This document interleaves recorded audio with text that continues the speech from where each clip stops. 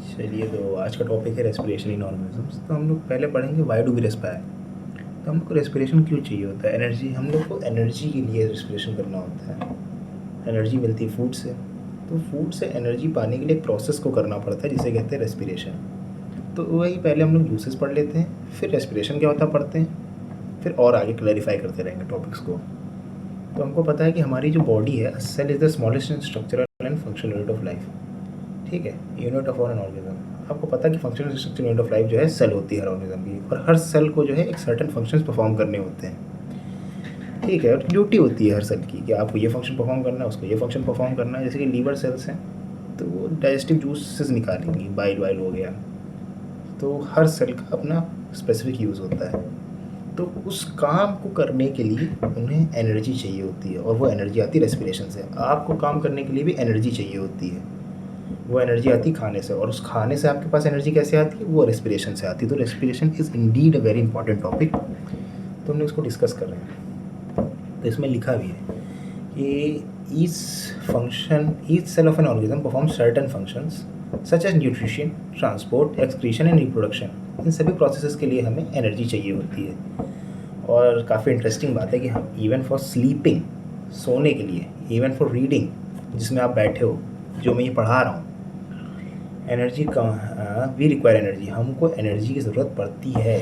Even when we are sleeping, हम लोग पढ़ रहे हो या फिर सो रहे हो, हमको सभी कार्यों के लिए, सभी काम के लिए एनर्जी चाहिए होती है।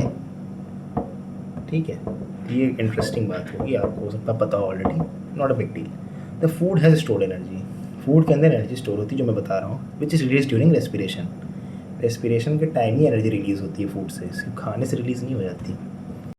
अब लिखा है कि देयरफॉर, इसीलिए all living organism respire to get energy from food. ठीक है, नॉर्मल लाइन है, all living organism respire to get energy from food. During breathing we breathe in air. अब ब्रीदिंग तो सबको पता होगा ना, सांस अंदर ली, ऑक्सीजन अंदर गई, बाहर छोड़ी, वो CO2 थी। तो इसमें यही लिखा है, during breathing we breathe in air, you know that air contains oxygen. आपको पता है कि हवा में ऑक्सीजन है, इस सराउंडिंग में जो है नाइट्रोजन, ऑक्सीजन, कार्बन, सब कुछ है। तो आपकी बॉडी को जो चाहिए होता है, बॉडी आपकी वो सेपरेट कर लेती है, और जो उसको नहीं चाहिए होता वो उसको बाहर निकाल देती है। By breathing out you excrete out CO2। तो इसमें लिखा है कि we breathe out air which is rich in carbon dioxide, already I marked. The air we breathe in transported to all the parts of the body and ultimately to each cell. तो जो हम लोग air लेते हैं और oxygen आ जाती है, तो हमारे सभी बॉडी पार्ट्स के पास ऑक्सीजन चली जाती है, ये लिखा है इसमें। और in the cells oxygen in the air, तो जो एयर है, ऑक्सीजन है in the air, helps in the break down of food. बहुत इंपॉर्टेंट लाइन है कि which air helps in the break down of food? Oxygen.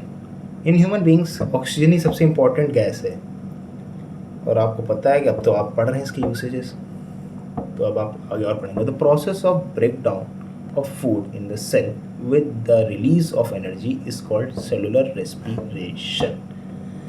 तो जो food हम लोग इंटेक करते हैं, यानी कि जो खाना खाते हैं, और जो उसका ब्रेक डाउन होता है सेलुलर लेवल पे, सेलुलर लेवल पे मतलब कि आपकी बॉडी ने आपको बहुत बड़ा बड़ा खाना खाया, अब उसका ब्रेक डाउन होता है, जो आप हायर क्लासेस में पढ़ेंगे। आप फिलहाल के लिए इतना जान लीजिए कि सेल जो खाने को ब्रेक डाउन करता है, खाने के ब्रेक डाउन को सेलुलर लेवल पे सेलुलर रेस्पिरेशन कहते हैं। जो सेल के अंदर खाने का ब्रेक डाउन होता है उसे क्या कहते हैं? सेलुलर रेस्पिरेशन कहते हैं। मार्क माय वर्ड्स, अभी आप यही याद रखिए, हायर क्लासेस में जाएंगे आपको और एलैबोरेट होगा, but for now you have to focus on this line. The process of break down of food in the cell with the release of energy is called cellular respiration. और जब break down of food होता है तो energy release होती है, उसे हम लोग सेलुलर रेस्पिरेशन कहते हैं। नाम ही में सेलुलर है, तो सेल के अंदर ही रेस्पिरेशन हो रही है, यानी कि रेस्पिरेशन मतलब ब्रेक डाउन ऑफ फूड, और जो एनर्जी रिलीज हुई ये रेस्पिरेशन के थ्रू हुई। Cellular respiration take place in the cells of all organisms, there is no exception of respiration. सभी ऑर्गेनिज्म के अंदर रेस्पिरेशन होती है। ये तभी देखिए बोल्ड लाइट में लिखा है इसमें भी। In the cell the food glucose is broken down into carbon dioxide and water using oxygen. हम लोग जैसे कि शुगर लेते हैं, शुगर ग्लूकोज का फॉर्म होती है, तो हम लोग पहले शुगर ग्लूकोज में पहले कार्बोहाइड्रेट्स वगैरह हैं, फिर उसका ब्रेक डाउन होता है। तो वो बहुत ही बेसिक यूनिट पे आप केमिस्ट्री में ग्लूकोज का फॉर्मूला पढ़ेंगे, C6H12O6। तो जब उसको ब्रेक डाउन करेंगे ऑक्सीजन के साथ, जो C6H12O6, तो हम लोग इसका जब ब्रेक डाउन करेंगे तो ये CO2 और H2O की फॉर्म में ब्रेक डाउन हो जाएगा। तो हमारी बॉडी जो है जो चीज़ आती है उसको तोड़ तोड़ के और छोटा करती है, इससे कि एब्जॉर्प्शन और ईजी हो जाए। और ये जब टूटता है ना तो एक एनर्जी रिलीज़ होती है, मैंने आपको एरो से दिखाया है। जब ये प्रोसेस होती है एनर्जी रिलीज़ होती है। कैटाबॉलिज्म एनाबॉलिज्म आप आगे पढ़ेंगे तो और आपको समझ में आएगा। Even though it's a short lecture, but आपको मैं गारंटी देता हूँ आपको बहुत अच्छे से समझ में आएगा।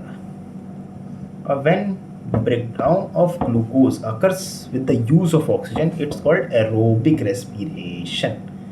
अब आपने एक चीज़ नोटिस की होगी कि हर चीज़ का जो ब्रेकडाउन हो रहा है वो ऑक्सीजन के थ्रू ही हो रहा है। ऊपर जो आपने सेलुलर रेस्पिरेशन देखा था उसमें भी ऑक्सीजन के थ्रू ही ब्रेकडाउन हो रहा था, देख सकते हैं आप, देख लीजिए। The process of breakdown of food in the cell is the release of energy, is called cellular respiration. Cellular respiration takes place in the cell of organism. Oxygen in here helps in the breakdown of food. Overall जो cellular respiration हो रहा है उसमें भी oxygen का ही use हो रहा है। और यहाँ पे एरोबिक रेस्पिरेशन, देखिए दो टाइप के वर्ड होते हैं। वर्ड क्या, I would say terms, sorry for that, let me clear this. तो अब आपका ये हो गया ये। तो आपने जैसे पढ़ा होगा एरोबिक और एनएरोबिक टर्म से, आप, मुझे लगता है कि काफ़ी हद तक आप फैमिलियर होंगे। एक सेकेंड, एरोबिक, मेरी राइटिंग थोड़ी सी गंदी है, आप एडजस्ट कर लीजिए। और एन एरोबिक, तो एरोबिक और एनएरोबिक जो है दो प्रोसेसेस होती है, टर्म्स होते हैं बायोलॉजी में, जो आपको कई बार इनकाउंटर करने पड़ेंगे। तो इससे बेटर है कि आप यही समझ लीजिए। एरोबिक क्या होता है, किसी भी प्रोसेस का अगर एरोबिक लग गया तो चाहते ना चाहते भी वहाँ ऑक्सीजन गैस का यूज़ होना है। हाँ, एरोबिक लग गया तो वहाँ ऑक्सीजन का बात हो ही रही है। अब यहाँ पे लग गया एनएरोबिक। एनएरोबिक से आपको फीलिंग आ रही है कि हाँ कुछ मना हो रहा है, कुछ चीज़ हट रही है यहाँ से। तो यहाँ होता है ऑक्सीजन, यहाँ पे ऑक्सीजन का यूज़ नहीं होता है, याद रखिएगा। एरोबिक में ऑक्सीजन, एक एरोबिक प्रोसेस, कोई भी प्रोसेस होगी एरोबिक में, तो उसमें आप बाय डिफ़ॉल्ट जान जाइए कि ऑक्सीजन का यूज़ होगा। और एनएरोबिक क्या होता है, उसमें ऑक्सीजन का यूज़ नहीं होता है। तो ये बहुत ही सिंपल सी बात है, टर्मिनोलॉजी है, लेकिन आपको पता होना चाहिए जो आपको आगे हेल्प करेगी। तो देखिए ये लिखा है, when breakdown of glucose occurs with the use of oxygen it is called aerobic respiration. Food can also be broken down without using oxygen, this is called anaerobic respiration. और breakdown of food releases energy. ये line बहुत अच्छी है कि energy कैसे release होती है, food के breakdown of food releases energy. ये देख सकते हैं आप कि oxygen in the air helps in the breakdown of food. Cellular respiration हो गया, सेल में जो फूड का ब्रेकडाउन होता है सेलुलर रेस्पिरेशन कहते हैं। और बाकी ग्लूकोज का जो ब्रेकडाउन होता है ऑक्सीजन की हेल्प से, उसे एरोबिक रेस्पिरेशन के थ्रू ब्रेकडाउन होता है। और जिसमें फूड का ब्रेकडाउन बिना ऑक्सीजन के होता है उसे एनएरोबिक रेस्पिरेशन कहते हैं। और एनर्जी कैसे रिलीज़ होती है, हमेशा फूड के ब्रेकडाउन से रिलीज़ होती है। ये फूड है, इसको shit, here we go again. तो ये फूड है आपका, इसको ब्रेकडाउन हुआ, इसके छोटे छोटे टुकड़े हुए, ये बड़ा टुकड़ा था। जैसे कि आपके पास जो है कैडबरी डेयरी मिल्क आती है, उसे आपने देखोगे आप छोटे छोटे पीस तोड़ के खाते हो। I know there are exceptions जो पूरी चॉकलेट खा जाते हैं, but still there are few peoples who just savour each and every bite. तो उसमें क्या होता है कि हम लोग छोटे छोटे पीसेस में तोड़ के खाते हैं, विच ईजेस, है ना, खाने के प्रोसेस को ईज़ करता है, ईजी बनाता है। तो हमारी बॉडी भी यही करती है, बड़ा मॉलिक्यूल होता है उसको छोटे छोटे पार्ट्स में तोड़कर, तो जब कोई चीज़ तोड़ते हैं ना तो उससे एनर्जी रिलीज़ होती है, वो एनर्जी जो है बॉडी यूज़ करती है, ठीक है। और ये इसकी हेल्प करने के लिए, इस प्रोसेस को हेल्प करने के लिए ऑक्सीजन यूज़ होता है, कभी कभी ऑक्सीजन नहीं यूज़ होता है। I hope you are getting clear. इतना डीप समझा रहा हूँ, क्लियर तो कैसे नहीं होगा, 7th क्लास है, आसान है। तो ग्लूकोज देखो लिखा है, जो मैं बता रहा हूँ वो ऑलरेडी लिखा। Glucose in the presence of oxygen, carbon dioxide और वाटर और एनर्जी रिलीज़ करती है। मैंने आपको पहले बताया था यहाँ पे क्लियर करके कि C6H12O6 जो है CO2 और वाटर में टूटता है। वाटर का फॉर्मूला आप मेरे हिसाब से तो रख ही लीजिए, C6, let me right it over here so it may be more clear for you. C6H12O6 ये आपका ग्लूकोज का फॉर्मूला है, ठीक है। ये आपको हेल्प करेगा, ये बहुत ही यूज़फुल फॉर्मूला है, तो आप इसको याद रखिए। बहुत कठिन भी नहीं, C6H12O6। अब जैसे कि आप ऐसे याद रख सकते हो CH2O × 6 से मल्टीप्लाई कर दो तो आपका सारा आ जाएगा C6H12O6। हालांकि सबसे इजी फॉर्मूला यही होता है, बच्चों को हमेशा याद रहे, टिप्स पे रहता है उनकी, तो मुझे नहीं लगता कि उनको ज़रूरत पड़ेगी।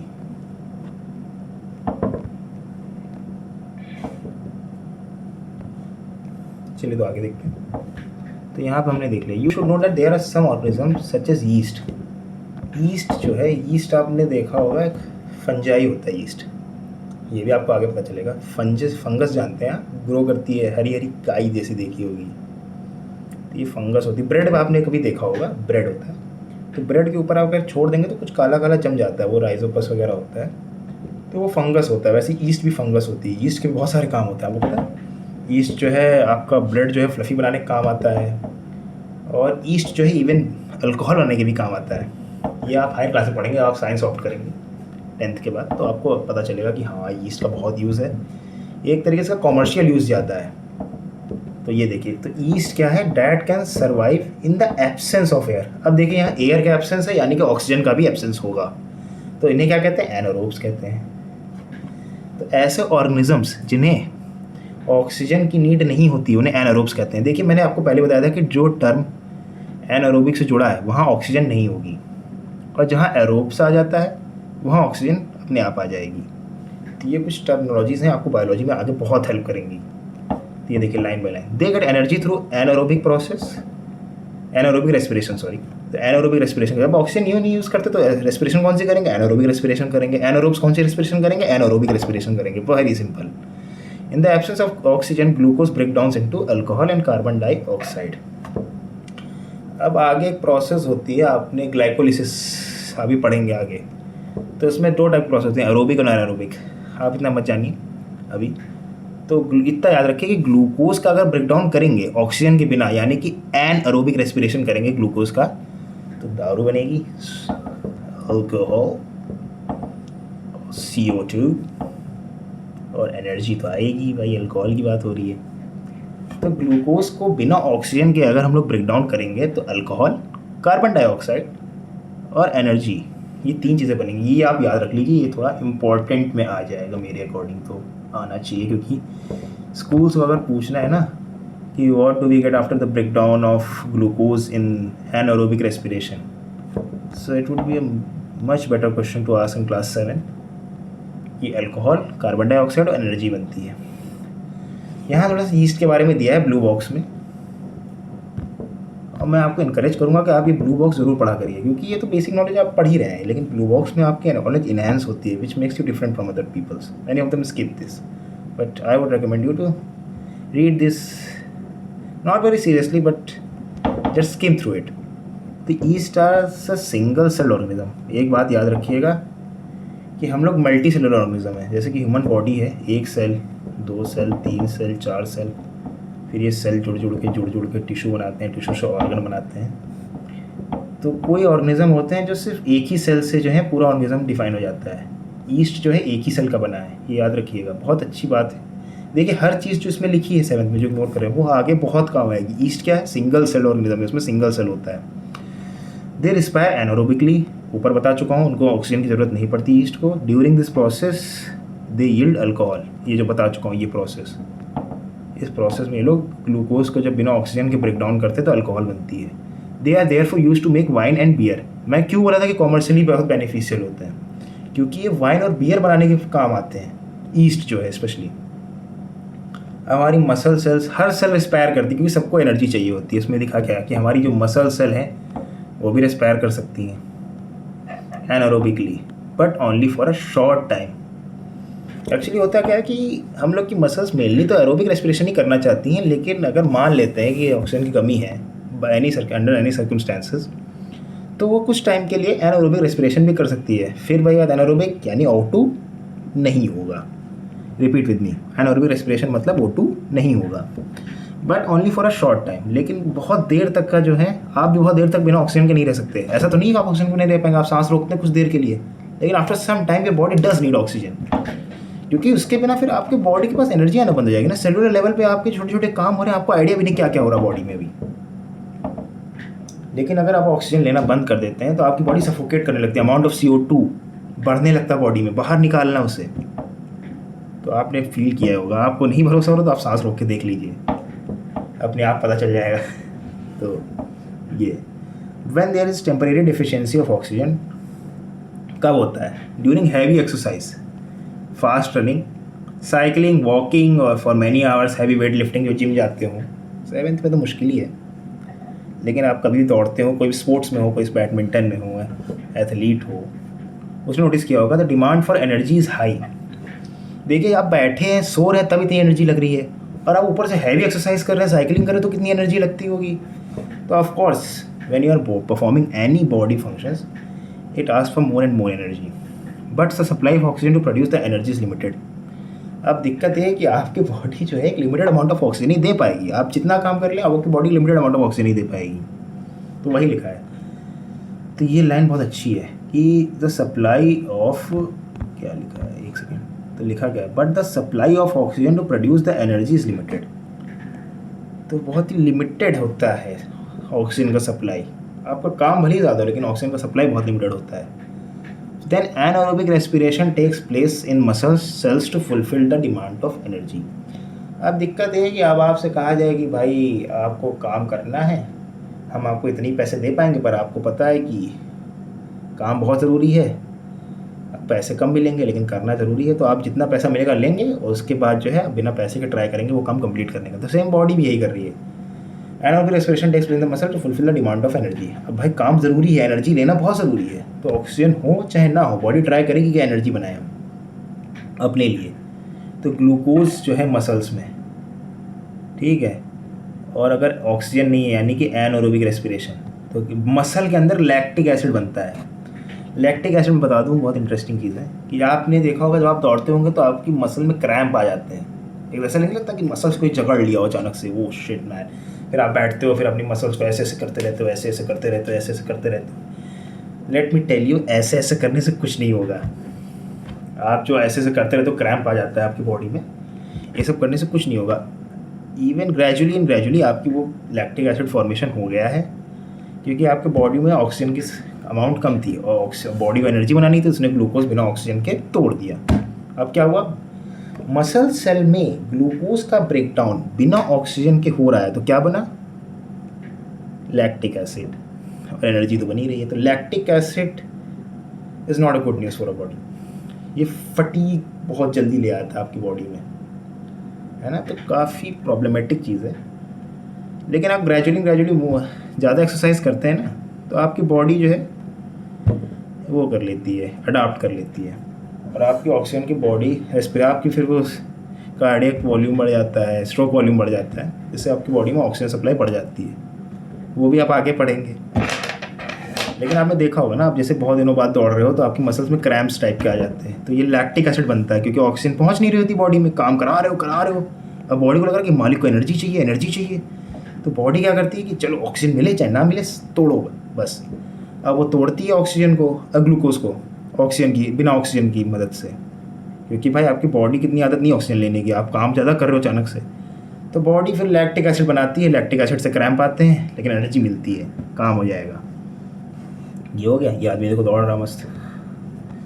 Have you ever wondered why you get muscle cramps after exercise? देखो यही बात कर रहा है कि आपको क्रैम्प्स क्यों आ जाते हैं एक्सरसाइज के बाद।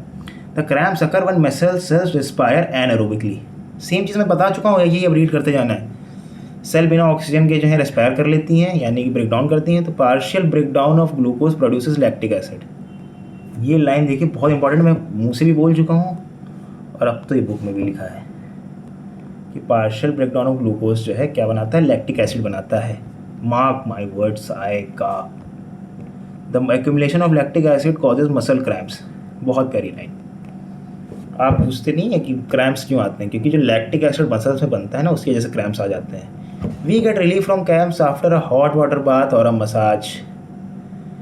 आपके लेवल पे बताया गया है कि हॉट वाटर बाथ और मसाज से रिलीफ मिलता है, पर वो एक लिमिटेड टाइम के बाद ही मिलेगा। आप चाहे कुछ भी ना करें, एक टाइम के बाद थोड़ा सा प्रोसेस फास्ट हो जाएगा, I agree with that, but जितना टाइम उसको लेना है ना मसल्स को वापस रिलैक्स होने में, उतना वो ले लेते हैं। ये थोड़ी हायर लेवल की बात है, अभी आप यही समझिए कि अगर आपके क्रैम्प्स आ गया है तो इसका मतलब ये है कि आपकी बॉडी में ऑक्सीजन नहीं थी, उसने ग्लूकोज को तोड़ दिया, उससे क्या बन गया, लैक्टिक एसिड बन गया।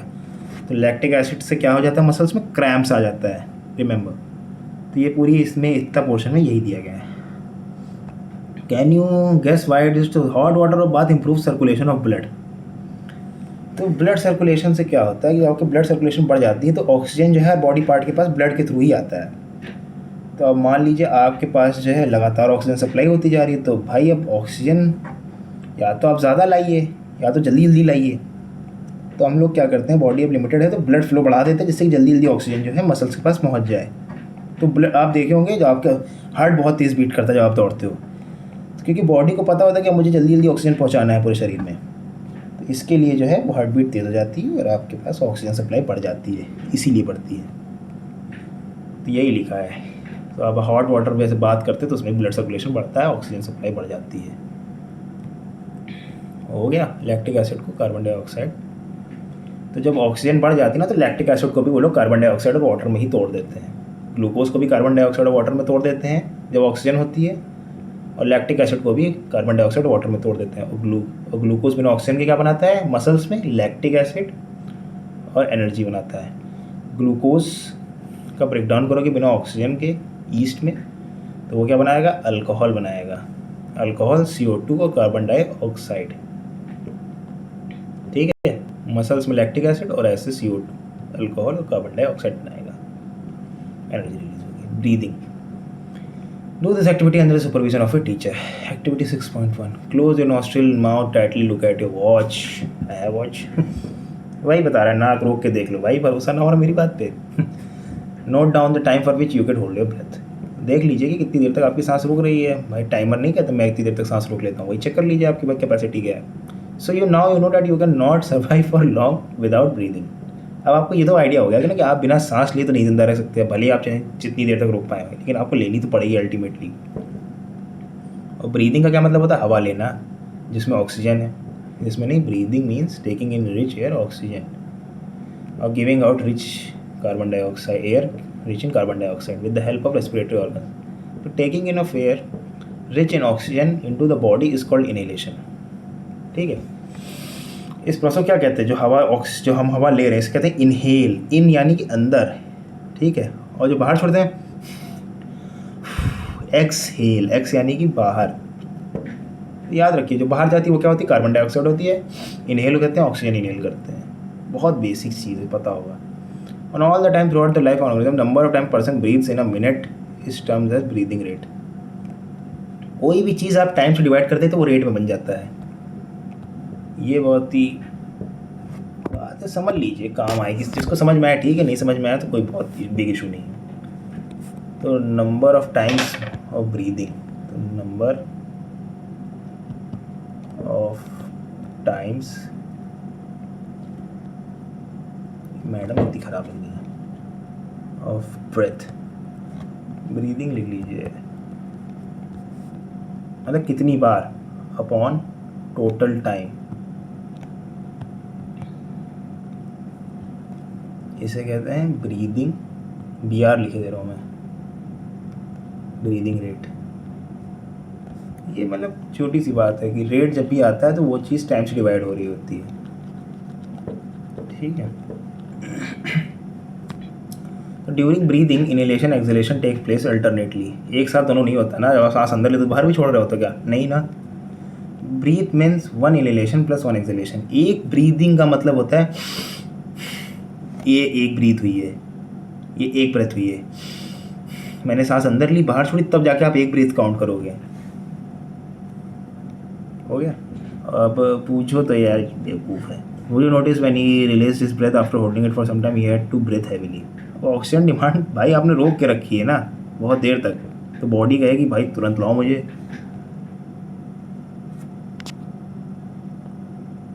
तो ये है। तो भाई जब बॉडी में ऑक्सीजन सप्लाई रोक के रखोगे तो तुरंत, तो भाई काम तो बॉडी कर रही है ना। अब आपके ऑक्सीजन रोकने से उसके पास एनर्जी सप्लाई कम हो जाएगी, अब एनर्जी मिलना कम हो गई। अब आपकी वजह से जो बॉडी नॉर्मली बेचारी काम कर रही थी, अब ऐसा आप सो रहे हो अचानक से, तो आपको तो डर जाओगे ना, थोड़ा टाइम लगेगा वापस रिलैक्स होने में, हो सकता है आपको और टाइम लगे। तो बॉडी भी वैसे शॉक में आ जाती ना, ऐसे बैठे अब भाई बॉडी तो शॉक में आ जाएगी, भाई सब कुछ तो नॉर्मल चल रहा था, मालिक ने ये क्या कर दिया, ऑक्सीजन सप्लाई बंद कर दी, अरे शिट मालिक यार। तो यही हो जाता है, तभी हम लोग ज़्यादा सांस लेते हैं। है कुत्ते जो होते हैं वो भी ऐसे करते हैं, लेकिन डॉग से क्या होता है, वो बॉडी टेम्परेचर कूल डाउन करने के लिए जैसे टंग स्टिक आउट करते हैं, तो टंग से जो है वो कूल डाउन करते हैं बॉडी को। ट्राई कर सकते हैं, आपको भी ठंडा लगेगा, लेकिन ज़्यादा मत करना। तो अब हो गया। So do you want to know whether it is constant और it changes according to the requirement of the body? Not a big deal, इसको करने का कोई मतलब नहीं है, ये आप खुद से करके देखिएगा, और ना हो तो कमेंट सेक्शन बता दीजिएगा, मैं ये करवा दूंगा टेबलें आपकी। ये तो आपको खुद करना है यार, मनो करना ना मनो ना करना, बस ये जो मैं बता रहा हूँ वो ज़रूर करना, सांस मत रोकना। तो एवरेज में जो है एक आदमी 1 मिनट में 15 से 18 बार सांस लेता है, 15 से 18 टाइम्स। और क्लास 12th के NCERT में लिखा है 12 to 15 टाइम्स, सॉरी 11th की। ठीक है, कोई दिक्कत नहीं, 15 to 18 times is good. Depend करता है पर्सन पे, 15 वैसे मैक्स टू मैक्स 15 से 18 ही रहेगा, लेकिन पर्सन टू पर्सन डिपेंड कर सकता, हो सकता है किसी को ज़्यादा लेनी हो, किसी को कम लेनी हो, लेकिन ठीक है, इट्स ऑल राइट। 15 to 18 आप याद रखिए, आपकी जो बुक में लिखा है stick to NCERT, NCERT is just Bible, ठीक है, बाइबल गीता रामायण जो भी है, मतलब जो लिखा है बिना क्वेश्चन किए you have to accept it, it's a law, क्योंकि एट द एंड आपको प्रूव इसी से करना है, आपने जो भी आंसर किया है। तो इट्स मच बेटर कि आप पहले ही जो है जो लिस्ट में लिखा है उसी के थ्रू आप अपनी प्रिपरेशन रेडी रखें। लिखा क्या है, during heavy exercise the breathing rate can increase up to 25 times per minute. कहाँ 15 से 18 बार सांस लेने से कहाँ 25 हो गया। तो ये होता, बॉडी जो है अपने हिसाब से अपनी ब्रेथ्स को इंक्रीज और डिक्रीज करती रहती है एज पर रिक्वायरमेंट। जितना आप लेस एनर्जी वाला काम करोगे उतनी कम सांस लोगे आप। मिनिमम 15 से 18 तो लोगे ही। It speeds the breakdown of food and more energy is released. कहाँ गया, हम लोग कहाँ थे, let me check for a sec. As result more oxygen is supply to our cells. हाँ, एक्सरसाइज करते तो ज़्यादा ऑक्सीजन सप्लाई होती है हमारी बॉडी में। एक सेकंड, लाइन मुझसे स्किप हो रही है। हाँ, record a breath or tabulate a finding and compare breathing rates under different condition and those of your classmate from the above activity has realized whenever a person needs extra energy she breathes faster। हाँ, जब ज़्यादा energy चाहिए तो ज़्यादा सांस लेती है, जितना दौड़ रहे हो जल्दी जल्दी सांस लेते हो आप। तो एज अ रिजल्ट इसी की वजह से oxygen is supplied to our cells, it speeds up the breakdown of food and more energy is released. अब दौड़ रहे होते ना, ये थोड़ी ना कि आराम आराम से कर रहे हैं, आराम आराम से बॉडी कर रही है। अब आप दौड़ना जल्दी जल्दी चाह रहे हो, बॉडी धीमे धीमे एनर्जी रिलीज़ करी तो नहीं, तो सब प्रोसेस स्पीड अप हो जाती हैं। तो ये बताती है कि does this explain why do we feel hungry after a physical activity. Exactly, जब आप कोई दौड़ के आते हो तो आपको भूख लगती है, या फिर कोई मेहनत करके आते हो आपको भूख लगती है, क्योंकि आपकी बॉडी ने जो रिलीज्ड एनर्जी है फूड से वो पूरी यूज़ कर ली है। अब आपको भाई एनर्जी रिजर्व ख़त्म हो गया। एनर्जी किससे आती है, फूड से आती है। फूड से एनर्जी आएगी। एनर्जी किसके थ्रू आएगी, रेस्पिरेशन एक प्रोसेस है, ये प्रोसेस है, बीच में पाइप लगा, ये प्रोसेस है। Food energy by respiration. थोड़ा ख़राब एग्जांपल था बट स्टिल मैंने जो बताया है टेक इट सीरियसली। इन सभी कामों में एनर्जी यूज़ हो रही है। नाच रही हैं, बूढ़े अंकल चल रहे हैं, ये मिस्त्री भाई, ये कहाँ चढ़ रहा, हाँ सीढ़ी से चढ़ रहा है, पढ़ रहा है, मैं पढ़ा रहा हूँ, इन सब में एनर्जी लग रही है। अब लिखा है how do we breath. Let us now learn about the mechanism of breathing. Normally we take in air through our nostril. When we inhale air it passes through our nostril into the nasal cavity. Nasal cavity जानते हैं? नहीं जानते होंगे, कैसे जानेंगे, पढ़ा लिखा तो है नहीं। तो होता क्या है कि ये जो है ह्यूमन बॉडी है, ये है जो भाई यार, my drawing you have to tolerate यार। राइटिंग भी है तो टॉलरेट कर रहे हैं, ड्राइंग भी टॉलरेट कर रहे हैं, मुझे ही टॉलरेट कर लो भाई। ये होता है। तो होता क्या है, थोड़ा सा और देखो, मैं नोज़ पे मेन फोकस कर रहा हूँ, ठीक है। ये नाक हो गई, ये इसके होल हो गए, शिट और देख लीजिए। मान लेते हैं नाक हो गई, ये छेद हो गए। तो होता क्या, जब एयर सराउंडिंग से अंदर जाती है,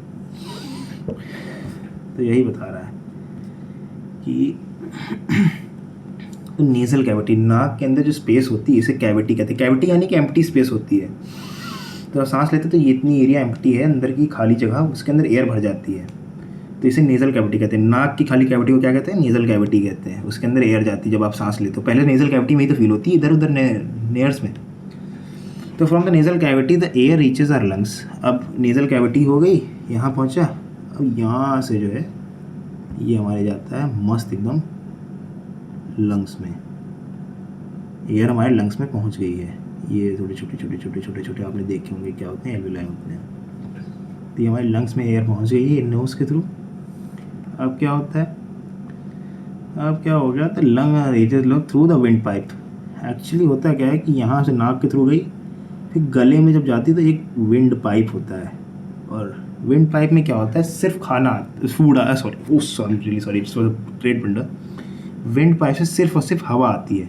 आपने कभी कभी देखा हो, आप जब जल्दी जल्दी खाते हो तो गलती से आपको खांसी आने लगती है। तो होता क्या है कि जो एपिग्लॉट खाना जो है आपका विंड पाइप में जाने वाला होता है, तो खांसी के थ्रू आप उस खाने को बाहर निकाल लेते हो। It can be very lethal, even a single grain of rice reaches your wind pipe and it reaches your lungs. Only this passage is only for air, not for food, not for water. This passage is only for air. आपने feel किया, कई लोगों को नहीं खांसी आ जाने लगती खजाने से, पानी पी रहे हैं, बात करने लगे, कौसी आने लगी, ऐसा लगता है पानी जो है सांस वाली नली में चला गया। वही है आपका विंड पाइप।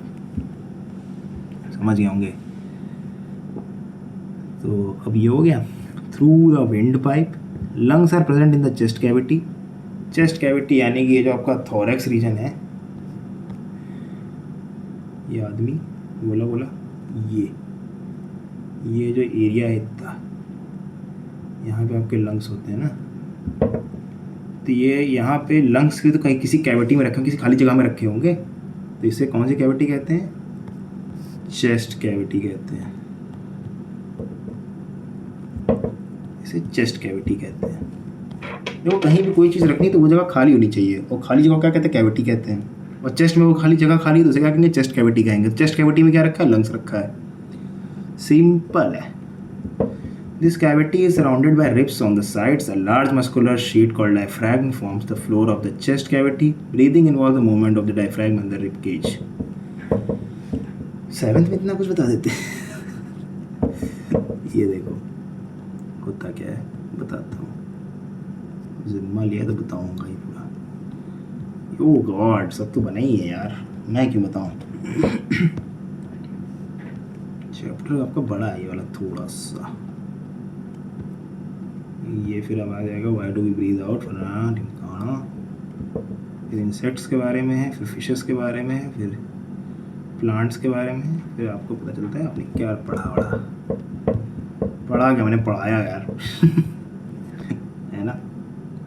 तो होता क्या है कि during inhalation the ribs move upward. अब मैं थोड़ा सा आपको डेमोन्स्ट्रेशन देना चाहूँगा अपना खुद का।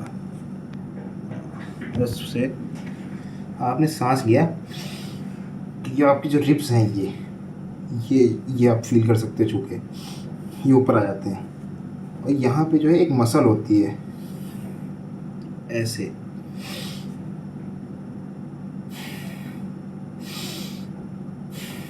ये डायफ्रैगम होती है नीचे वाली मसल।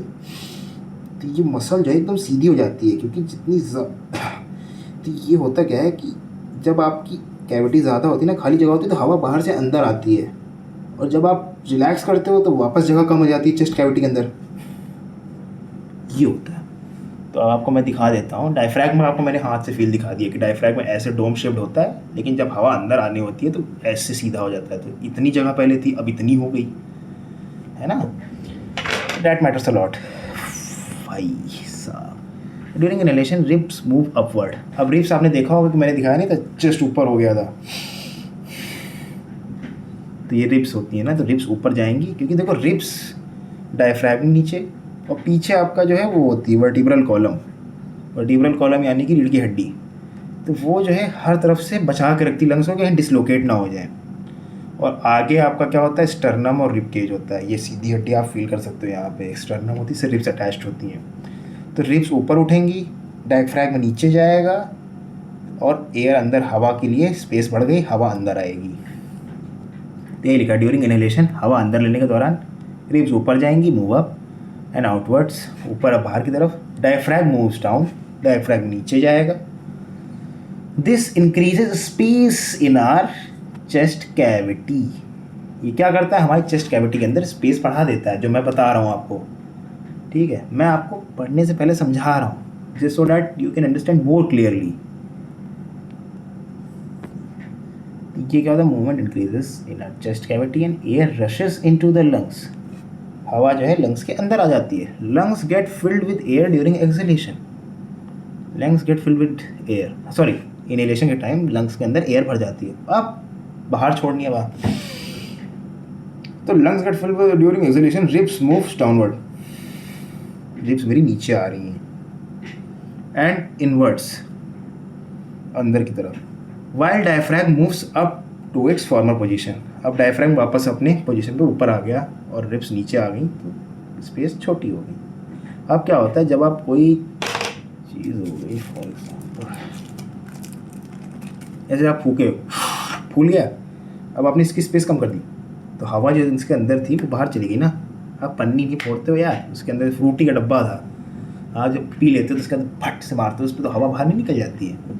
और जब वापस को फुलाना होता है तो वापस फूकते हो, तो वापस स्पेस बढ़ जाती है. कॉन्सेप्ट यही है लंग्स का भी. सिंपल सी बात है, आपको स्पेस बढ़ाओगे हवा अंदर आएगी, और स्पेस घटाओगे तो हवा बाहर चली जाएगी. तो यही लिखा, during exhalation rib moves downward.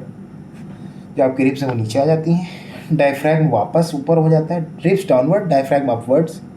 ठीक है, ऐसे याद रखो. रिब्स नीचे, डायफ्रैगम ऊपर, और इसमें क्या है, रिब्स अंदर, डायफ्रैगम नीचे. इनहेलेशन में क्या होगा, रिब्स ऊपर, डायफ्रैगम नीचे. रिब्स और डायफ्रैगम हमेशा अपोजिट होंगे, ऊपर नीचे ऊपर नीचे.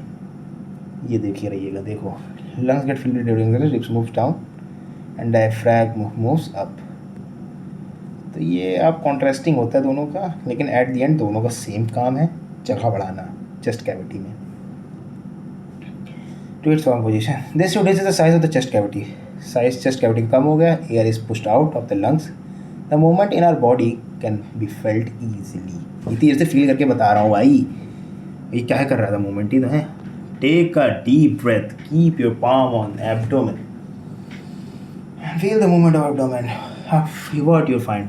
मैंने सब दिखा दिया भाई करके, आपको फील करना कर सकते हो, it's your choice. After having learned that during breathing there are changes in the size of the chest cavity, children got involved in the chest expansion competition. Everyone was boasting that she could expand it maximum. हर बात पे बच्चे ले आते हैं, सीधा सीधा concept समझाते हैं NCERT वाले भी. Could expand it to the maximum. How about doing this activity in the class with the classmate? Nah, none of my use. देखो ये, इससे एयर अंदर जाती है, ये नेसल पैसेज होता है, ये आपकी नेसल कैविटी होती है, यहाँ पे ही हो जाती है मेन. तो यहाँ पे नेसल कैविटी होती है, जहाँ मैंने गोला मारा है. फिर ये हवा नीचे जाती है. फिर ये जो है, ये आपकी विंड पाइप होती है, जहाँ पे मैंने एरो लगाया है. फिर ये देखो, ये जो है स्टर्नम होती है, सीधी सीधी स्टर्नम. लिखा नहीं है इन्होंने, रिब्स को मेन क्लासीफाई किया. ये देखो, तो जब हवा अंदर लेनी होती है तो रिब्स बाहर की तरफ उठाते हैं, ऐसे हैं, ऐसे थोड़ा सा ऐसे उठ जाती है. डायफ्रैगम ये देखो, ये ऐसे है, ये ऐसे है. जब सांस लेते हैं तो ये ऐसे हो जाता है सीधा एकदम. तो जगह बढ़ती हुई नहीं दिखाई दे रही है, मैंने देखो दिखा दिया है. अब आपको देखना है तो आप सिमुलेशन देख सकते हो, उस पर 3D वाला यूट्यूब पे बहुत सही लगेगा.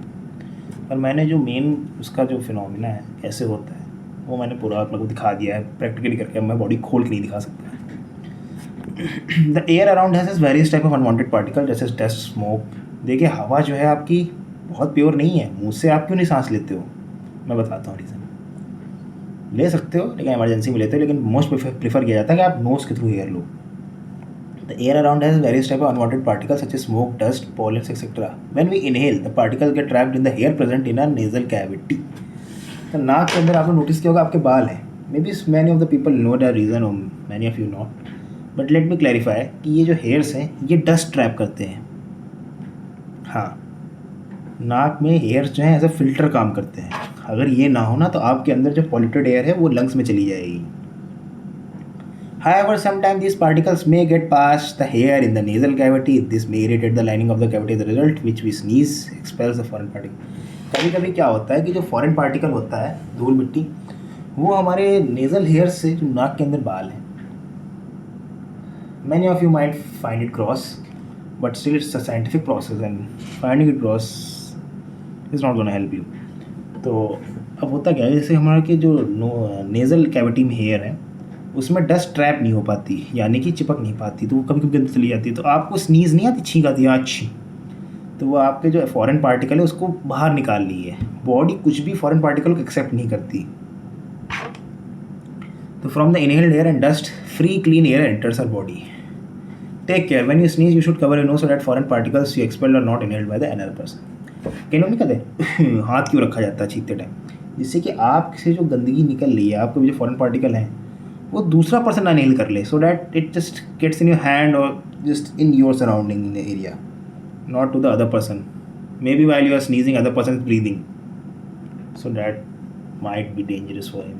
इसी वजह से तो बीमारियाँ फैलती हैं। ज़ुकाम किसी के एक फैमिली के सबके हो जाता है, क्योंकि वो छींकता है, आप उसी एयर में ब्रीथ कर लेते हो, तो फिर आपके भी हो जाता है। ये अच्छा दिया है, देखो, जब एयर अंदर आती है तो रिब्स जो है बाहर की तरफ उठने लगती है, और ये डायफ्रैगम जो है नीचे की तरफ आने लगता है। Ribs up, diaphragm down, ribs down, diaphragm up. ये मैं बता चुका हूँ, so not big of a deal. Example है यहाँ पे उसी का कि ये एक बॉटल होती है, उसके नीचे आप बैलून लगा देते हो। जब आप बैलून को खींचते हो नीचे, तो यहाँ पे क्या होता है, एक कैविटी क्रिएट होती है जो बाहर से हवा को अंदर की तरफ खींच रही होती है। तो होता क्या है कि जब आप इसको स्पेस बढ़ाते हो तो क्या यहाँ सेक्शन बनता है हवा को खींचने के लिए। वो जब है वो आपके ये जो एल्वियोलाई होती है, ये समझ लीजिए आपको लंग्स को इमिटेट किया गया है ये इस डायग्राम से। जब आप देखो ये जो है डायफ्रैगम है आपका, समझ लीजिए ये नीचे खींचा, हवा अंदर आई, ये ऊपर की तरफ धक्का दिया, हवा बाहर चली गई, ये देखो पिचक गए, ये देखो गुब्बारे फूल गए। ये एक्सपेरिमेंट घुमा फिरा के यही बता रहा है और कुछ खास नहीं बता रहा है, ठीक है। तो अब क्या लिखा है, ब्रेथ फॉर बेटर लाइफ, हो सकता तो कुछ बताना चाह रही है एनसीईआरटी, देख लेते हैं। तो regular traditional breathing exercise like pranayama, सुबह सुबह बाबा रामदेव तो देखे होंगे करते रहते हैं। Can increase the capacity of the lungs to take in more air, thus more oxygen can be supplied to the body cells resulting in the release of more energy. फिर वही बात, जितनी ज़्यादा ऑक्सीजन आप अंदर लोगे उतनी ज़्यादा एनर्जी आपके अंदर रहेगी। अब एक लाइम वाटर टेस्ट आता है। लाइम वाटर टेस्ट में क्या होता है, कैल्शियम हाइड्रोक्साइड होता है पानी में। लाइम वाटर आपको वही लग रहा होगा ना, नींबू पानी। ये बोझो हर जगह, कुछ आते जाता नहीं बोझो को। बोझो wants to know if the cockroaches, snail, fish and earthworm also have lungs. Good question, बोझो।